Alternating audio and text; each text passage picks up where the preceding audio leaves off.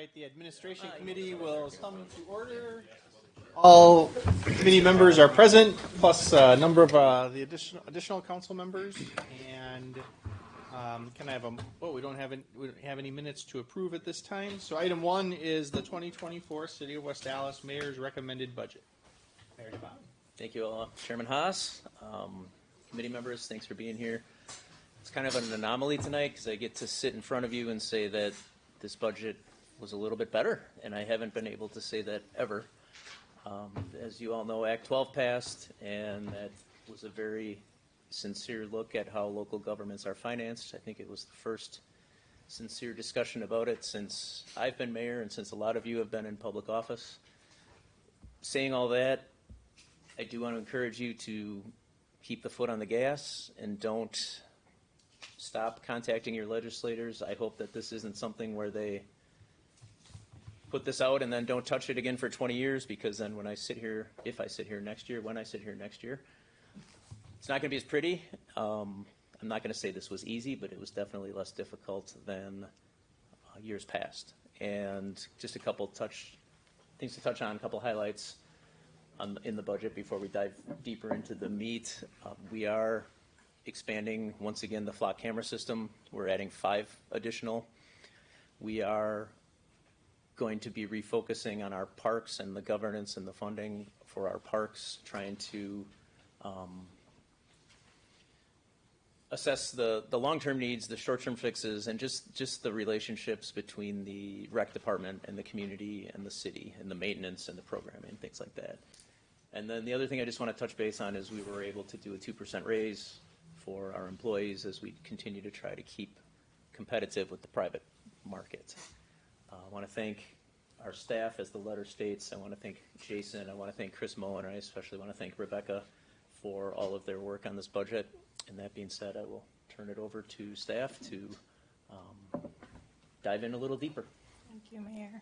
I also would like to thank Jason and Chris and all of the department heads for their cooperation getting us to where we are today. Like the mayor said, it's a lot different than previous years. You don't have to talk about a lot of cutting and things like that. Act 12 gave us a little extra capacity. I don't want to be the mayor. Just going over our vision statement, we're working to become the preferred city, and then our mission statement, you're all familiar with why we exist. And then the next slide, I believe, is the demographic. So for 2024, they're estimating our population at 59,714. Our owner-occupied housing units went down. I think we were 52.6 last year. Now we're 51.9. The median value went up. I believe it was 149 last year. The household income went up, I think, 3,000, and then the persons in poverty went down 2. So we were, I believe at 12.1, and now we're at 10.4. So that's a positive. And then the number of people over 65 is 15.8% of our population here. Here's the strategic plan focus areas.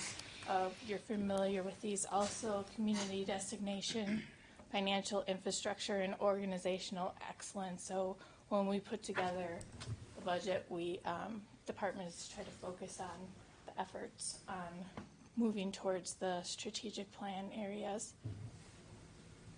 As the mayor mentioned, there's a few priorities for this year: public safety, maintaining our funding for police and fire services.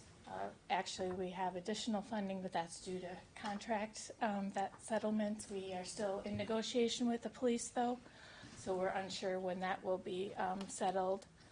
We also are adding 5 more flock cameras. In the mayor's budget letter, there were a few examples of how they have helped to aid the police department in reducing crime. They actually resulted in 480 additional calls for service. For the first 8 months, I believe, of this year, 70 arrests and 125 citations. So very successful program. Then we're looking at pedestrian, motorists, and bicycling safety. So looking at, we had a reckless driving submittal program through our website. Now, last year the council sought to invest in the Axon program, and there's an easier way for people to upload video now, and they can upload larger videos. Our website had a limited amount, so we'll be promoting that update shortly. Additionally, we have more money allocated for traffic and pedestrian improvements with bump outs and delineator posts and things like that. I believe one of the areas that were specific is 70th to 76th Street on Greenfield, so that'll be part of next year's. And then other areas will be, I believe 75,000 is in CDBG areas, so those are yet to be determined. For the parks focus, there's the forestry division is being retitled to Forestry and Parks Division. We have a park subcommittee, so we'll be meeting, and then recommendations will be put together by that committee and sent to the Capital Improvement Committee so that we can have some review of the parks and the needs for that, and then prioritization by the Capital Improvement Committee. Do you have anything you wanted to add? Okay. These are the challenges we have every year. I did change the slides slightly because the state aids were increased this year because of Wisconsin Act 12. Their shared revenue increase allows for maintenance of services for police, fire, public works, health. I think that's it. But this is helpful for next year, but it's unlikely to continue mitigating our financial challenges, as the mayor mentioned before. Go ahead. So here's a little bit about Act 12. So there's a dedicated funding source now for local governments, 1 penny of or 20% of the sales tax. New supplemental aid, as I mentioned, police, fire, EMS, public works, courts, and transportation. Personal property tax for businesses is being eliminated. So right now, businesses have to file and papers with us regarding their equipment and things like that. I'm sure some people have some experience with that. So this will be less work for the businesses and a lot less work for us in the city. So that's a very positive thing. Act 12 also has innovation grants. So that's for if you work together with another municipality doing shared services, consolidation, you have to save 10% within the first 2 years and then 25% by the third year. Is it like $300 million is set aside? I don't remember that number. There's a larger amount set aside for that, and you can get up to $10 million. But I'm not sure that we'll be doing that much to get that. But we're already in discussions with Greenfield for the health department. Jason Williams contacted me today about another municipality that's looking at maybe sharing services for the assessor's office. So there's a lot of opportunities that are out there. And then there's some adjustments in the levy benefits for TIDS. The first 2 are negative, and then the second one is somewhat positive. I don't know if you had any insight into that, Jason. Sure. So just to speak to the changes for the TIDS, overall it's the state came and gave us a substantial 20% bump in our state aid, $1.4 million all at once. That's a great, huge positive. That's what made budget a lot easier this year. But then this is a little bit of a negative that came along with it. So the benefit, the ability to increase our tax levy because of the new construction in a TID and ultimately when it closes has been reduced a little bit during the life of the TID, but substantially at closure. So previously we could increase our levy by 50% when a TID closes, that's going to lower down to 10%. There's an incentive if you close early, they'll give you up to 25%, but it's still a substantial reduction in your ability to raise the levy. So for this upcoming budget, we have the benefit of TID 5 closing, and had this been in place for that, our levy would be about $140,000 less in capacity. So it will have a significant effect in the future. This is only in effect, though, for TIDs created on or after 1/1/2025, so it doesn't affect anything that currently exists. And then I just wanted to speak to that first bullet point on here. So shared revenue, the state aid increased 20% this year. At this point, the estimate for the increase for 2025 is 2.3%. So nowhere near the 20 that we got this year.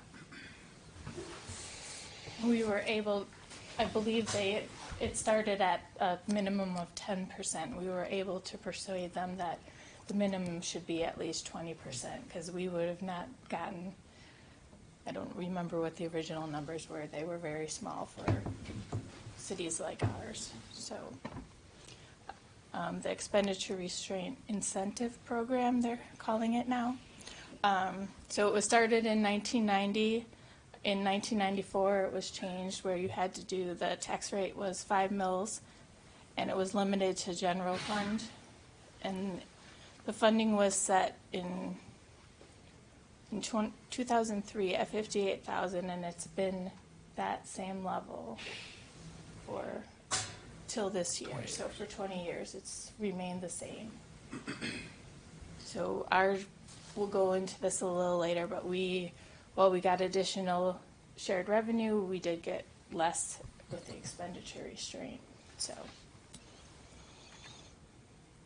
right. Did you want to talk about these? Sure, I can speak about levy limits. I know we talk to you guys about this every year. There's a little bit of a history here on what we've been able to increase the levy based on the limitations that the state has put upon local municipalities. This year, that $445,000 includes a good amount for the closure of TID 5. So that's how we're able to see a little bit higher than normal levy limit increase. Basically, the state has expenditure limits, and this is the revenue side of things. You're not able to increase your base tax levy higher than the amount of net new construction from one year to the next. We average about 0.6% net new construction. So that's a pretty small increase in capacity for your tax levy from one year to the next. Net new construction is basically all new construction, but that's netted of all deconstruction that occurred in your city. Jason, what do those three numbers mean? The 445,000, 265, is that the increase in our levy for each of those years? Right, correct. Okay, Allowable increase. Allowable increase, correct. thank you. And if you don't use it in the year that you have it, it goes away. Okay. Going into budgeted revenues, as you know, the majority of our revenues come from taxes. Intergovernmental grants and aids did go up this year because of the shared revenue changes. Yeah, so there's only maybe a 2% shift in between taxes and intergovernmental aids. We've gone down another 2 positions this year, so now we're down to 531 benefited positions. 481 of them are of the general fund, and then the remainder are from other funding sources. Just a review of the reduction that we've had since 2017, so we've gone down significantly since then. The majority of them have been in public works, as you're familiar. But personnel costs are 81% of our general fund budget, so significant. And these are the current retiree OPEB costs for us. The majority are police and fire.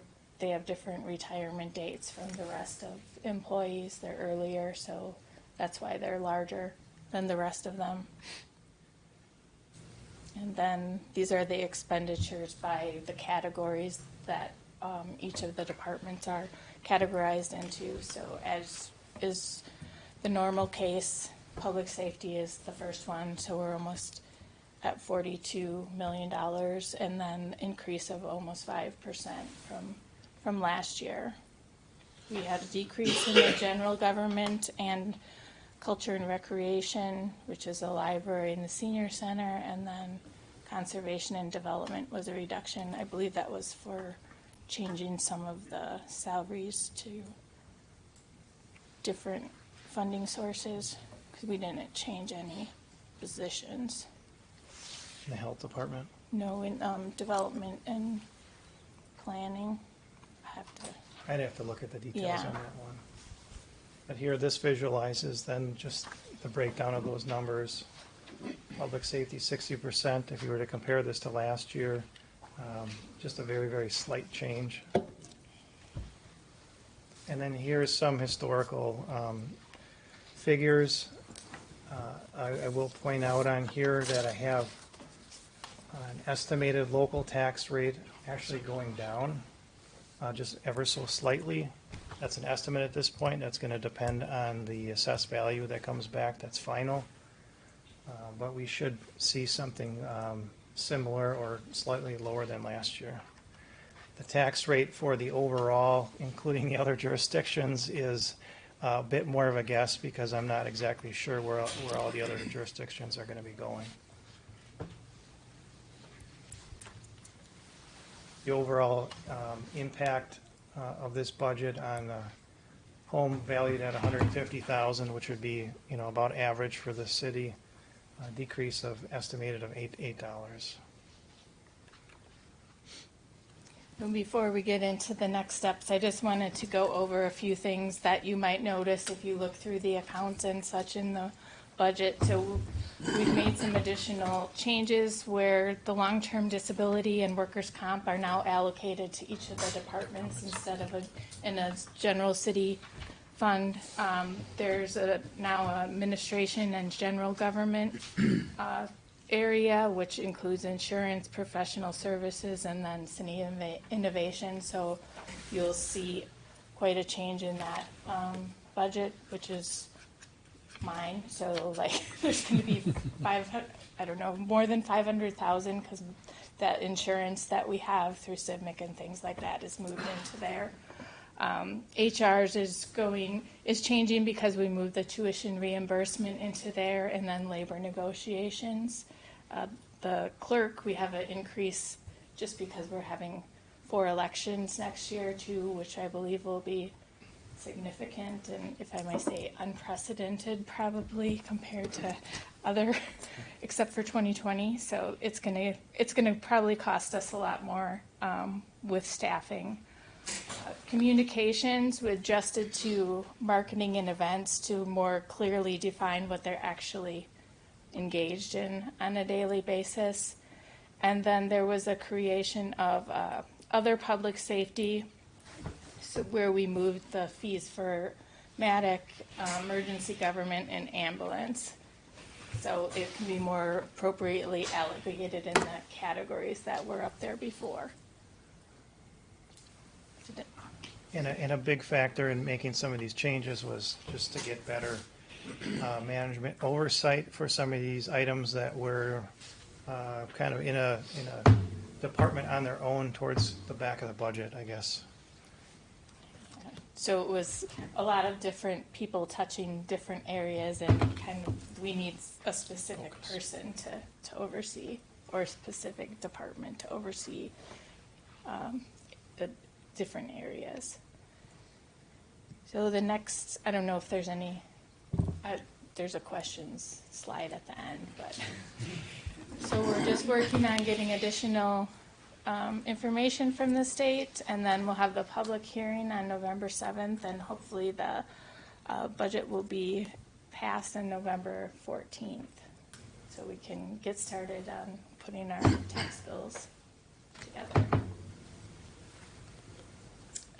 We always get a few questions about why we're spending money on artwork and things like that, marketing, why we're wasting people's tax dollars on that. Here's just some information about that. So as you know, we have the Tourism Commission that we are required to use money for tourism promotion and development. So that's where a lot of our marketing comes from. Additionally, we have an Artscape fund that receives donations. So that's how we're able to support the murals and the utility boxes and things like that. So just if you get questions about how we're able to afford that, this is just some information for that. Yeah. Any questions? Mr. Chair, Alderman Lysick. clerk's office. We've had issues with the clerk's office in the past. What are we going to be doing this next year to shore up the clerk's office and get some of those responsibilities off of your shoulders, Rebecca? So I don't know if I brought this to administration before, but we're working with the customer service center and the treasurer's office. So we're hiring 2 new customer service and city clerk specialists right now that will be sharing with the customer service center. We approved deputy clerk of elections, and then I'm working on training for a specific person for a city clerk, so that I will be resolved of those duties hopefully within the next year. Should we be including money in the budget for a city clerk's position then, or does that come off? It's already included in there, Okay. yes. Because the expectation is we wouldn't be adding additional positions, we're just reallocating.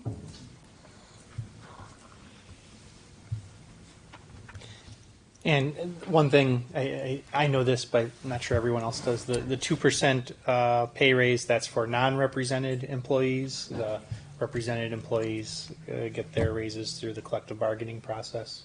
Which are in excess of 2%, yes. Thank you. Anybody else? So I heard tonight, Mr. Chair, Alderman Vitale. about the fact that they state next year maybe they won't come around with any share revenue. I mean, that's their goal. I mean, all depends who's going to be in a state level or, I mean, Mayor, what's the scoop? I wish I knew.